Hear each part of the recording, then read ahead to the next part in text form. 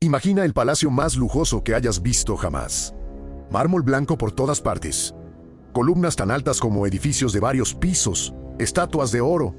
El olor a rosas y a perfumes que llegaban en barcos desde Oriente. Ahora imagina ese mismo palacio en silencio. Un silencio que duele. Y en medio de ese silencio, en el suelo frío, una corona de laurel. Una corona que nadie se atreve a recoger. Junto a ella, un charco de sangre que todavía no se ha secado. El hombre que llevaba esa corona hace apenas unos minutos era el ser más poderoso sobre la faz de la tierra. Gobernaba desde las frías costas de Britania hasta las arenas ardientes de Egipto. Millones de personas vivían y morían según su voluntad. Con una sola palabra suya, podías perder la cabeza. Con otra, podías convertirte en el hombre más rico del mundo, era un dios. O al menos, eso decía él. Su nombre era Cayo Julio César Germánico. Aunque el mundo entero lo conocería para siempre por un apodo que le pusieron de niño.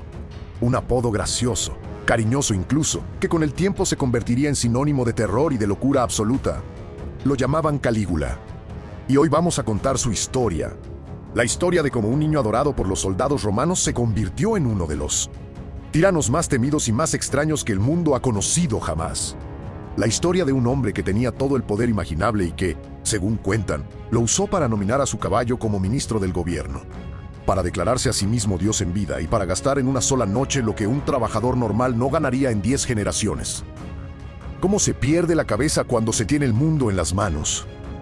¿Qué le ocurre a una persona cuando nadie, absolutamente nadie, puede decirle que no? Eso es lo que vamos a descubrir juntos hoy. Bienvenidos a Archivo Global 360. Para entender a Calígula tenemos que empezar desde el principio. Y el principio, curiosamente, es bastante bonito. Nació en U12 después de Cristo. Su padre se llamaba Germánico y era uno de los generales más queridos de Roma, un héroe de guerra, guapo, valiente, honesto.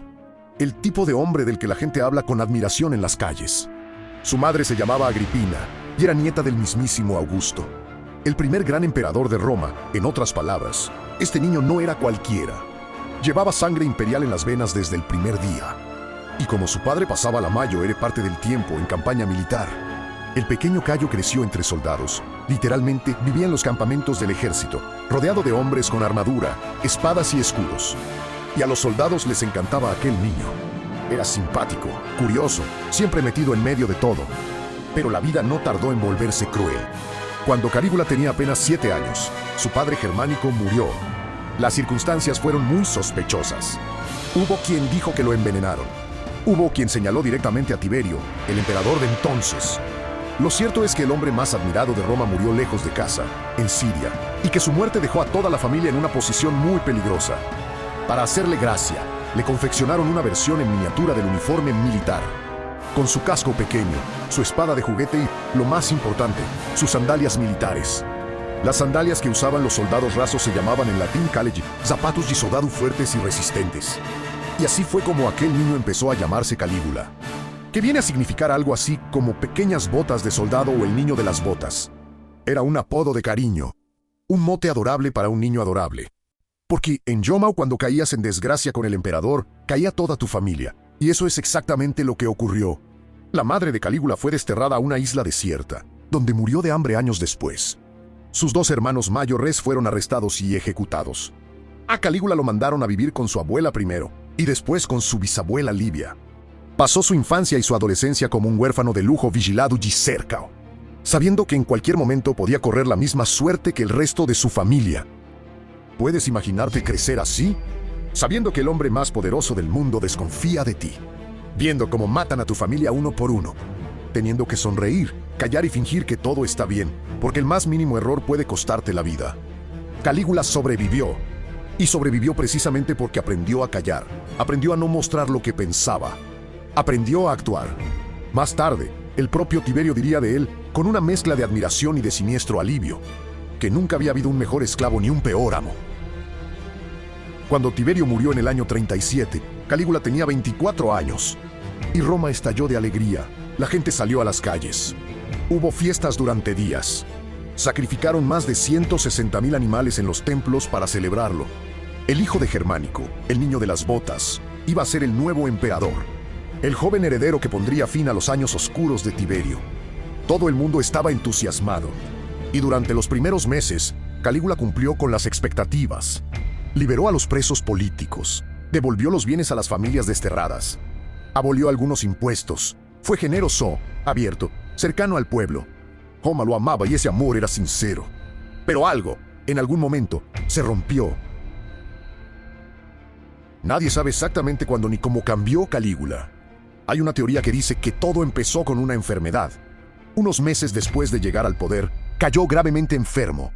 Tan grave que Roma entera creyó que iba a morir. La gente rezaba en los templos, se ofrecían sacrificios. Ciudadanos anónimos prometían en público que darían su propia vida si los dioses salvaban al emperador. Calígula se recuperó, pero quienes lo conocían decían que el hombre que salió de aquella enfermedad no era el mismo que había entrado. Algo en su mirada había cambiado. Algo en su forma de hablar, de moverse, de relacionarse con el mundo. Como si durante esa fiebre hubiera cruzado una línea invisible y al volver no hubiera traído consigo toda su razón. Los historiadores modernos han especulado mucho sobre qué pudo ocurrirle. Algunos hablan de un tumor cerebral, otros de epilepsia. Otros dicen que simplemente era lo que siempre había sido, pero que ya sin miedo y con todo el poder del mundo, no tenía ninguna razón para seguir fingiendo. Lo que sabemos es lo que vino después. Empecemos por la historia más famosa, la del caballo. Calígula tenía un caballo al que adoraba con una devoción que rozaba lo enfermizo. Se llamaba Aestes, que en latín significa algo así como el que va rápido, el veloz.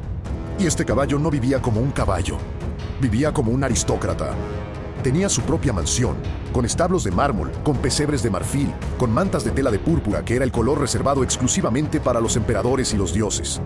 Tenía sirvientes propios, recibía visitas de oficiales, y Calígula lo invitaba a cenar a su mesa. Eso solo ya sería suficiente para entrar en los libros de historia, pero Calígula fue más lejos. Según cuentan los cronistas de la época, el emperador anunció su intención de nombrar a Aestes cónsul. El cónsul era el cargo civil más importante de Roma, el equivalente a un primer ministro o jefe de gobierno. Era el hombre que dirigía el Senado, que supervisaba las leyes, que representaba al Estado en los asuntos más graves. Y Calígula quería dar ese cargo a un animal. Hay historiadores que discuten si esta fue una declaración seria o una broma deliberada. Una forma de humillar públicamente al Senado, como diciéndoles que incluso su caballo estaba más capacitado para gobernar que ellos. Sea como fuere, el mensaje era devastador. El hombre más poderoso de Roma acababa de comparar a sus propios ministros desfavorablemente con un caballo. Pero Incitatus era solo el principio. Hubo un oráculo, un sabio adivino que en tiempos de la juventud de Calígula había dicho algo que se quedaría grabado en la memoria de todos. Dijo que Calígula tenía tan pocas posibilidades de llegar a ser emperador como de cruzar a caballo el Golfo de Bayas. El Golfo de Bayas era una gran bahía de mar cerca de Nápoles. Era, en otras palabras, algo imposible, una broma, un insulto disfrazado de profecía. Calígula no olvidó, cuando ya era emperador y tenía todos los recursos del Estado a su disposición. Ordenó una de las obras de ingeniería más absurdas y más espectaculares que el mundo romano había visto jamás. Mandó traer todos los barcos mercantes disponibles, miles de ellos, y los ordenó uno al lado del otro formando un puente flotante de varios kilómetros de longitud sobre el mar. Un puente hecho de barcos, cubierto de tierra y de piedra para que pareciera una calzada sólida. Y cuando el puente estuvo listo, Calígula se puso su armadura más lujosa, montó sobre Incitatus y cruzó de un lado al otro ante la vista de los soldados y del pueblo. La locura de todo esto no era solo el gasto. Piensa en lo que significaba retirar miles de barcos del comercio durante semanas para construir una fanfarronada personal. Egipto enviaba el trigo que alimentaba a Roma en esos barcos. Sin ese grano, la gente pasaba hambre. Pero eso le daba igual. Lo que importaba era demostrarle al mundo y a la memoria de aquel oráculo muerto que Calígula podía hacer lo imposible, que las leyes de la naturaleza no aplicaban a él. El gasto de Calígula era algo que escapaba a cualquier cálculo razonable. Para que te hagas una idea, los historiadores calculan que Tiberio, el emperador anterior, había acumulado a lo largo de toda su vida una reserva de casi 3.000 millones de sestercios. El sestercio era la moneda romana estándar. Era una fortuna incalculable, suficiente para mantener el Estado romano funcionando durante años y años. Calígula se gastó todo ese dinero en menos de un año. Sus banquetes eran eventos que desafiaban la descripción. Servía los platos más exóticos del mundo conocido. Cerebros y flamenco lenguas de ruiseñor, pescados traídos de los mares más remotos, conservados en hielo durante semanas para llegar frescos a su mesa. Servía el vino en copas de oro puro. Disolvía perlas de un valor incalculable en vinagre y se las bebía como si fueran agua. Regalaba a sus invitados fortunas enteras de un día para otro. Y al día siguiente podía arruinar a esos mismos hombres con la misma indiferencia. Para hacerse una comparación moderna, imagina a alguien que en un solo año se gastara el presupuesto anual de un país mediano en fiestas, caprichos y construcciones inútiles. Eso era Calígula. Pero quizás lo más revelador de todo, lo que mejor nos dice en qué estado mental se encontraba, es lo que hizo con los dioses. Roma tenía sus dioses tradicionales. Júpiter, el rey de los cielos; Marte, el dios de la guerra; Venus, la diosa del amor. Estos eran los pilares de la religión romana, venerados en templos enormes, objeto de sacrificios y rituales que llevaban siglos realizándose. Calígula comenzó a presentarse en público vestido como estos dioses, con el rayo de Júpiter en la mano, con el tridente de Neptuno, con la ropa y los atributos de divinidades a las que millones de personas rezaban con devoción y con miedo. Y luego fue más lejos. Anunció que él mismo era un dios, no un representante de los dioses, no un favorito de los dioses, un dios en sí mismo, vivo, presente, caminando entre los mortales. Ordenó que se le rindiera culto como a una deidad. Ordenó que se construyera un templo en su honor. Se rodeó de sacerdotes propios. Y dicen los cronistas que en una ocasión mandó decapitar todas las estatuas de los dioses de los templos y reemplazar sus cabezas con réplicas de la suya propia. Para una sociedad profundamente religiosa como la romana, esto no era excentricidad. Era una blasfemia de proporciones cósmicas. Era el orden del mundo dado la vuelta.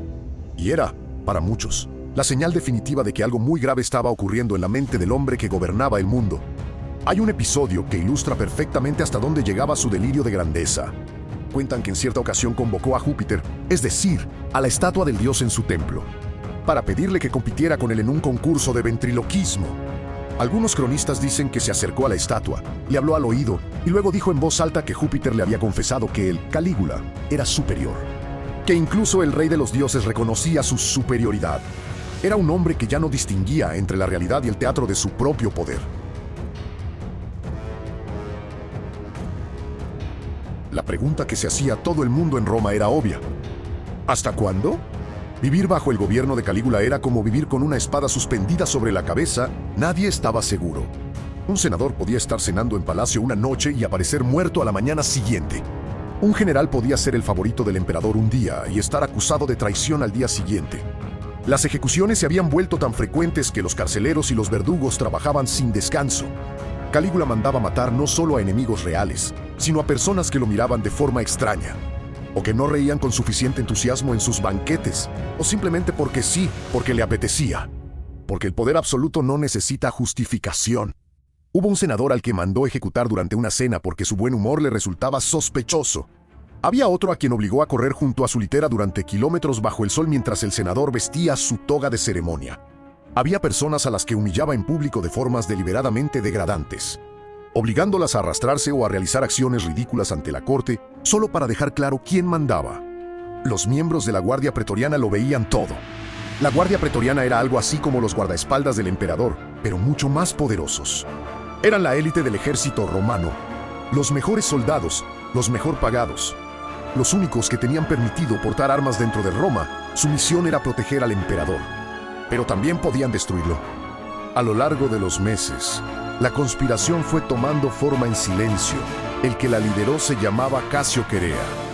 Era un oficial de la Guardia Pretoriana al que Calígula humillaba públicamente con especial crueldad.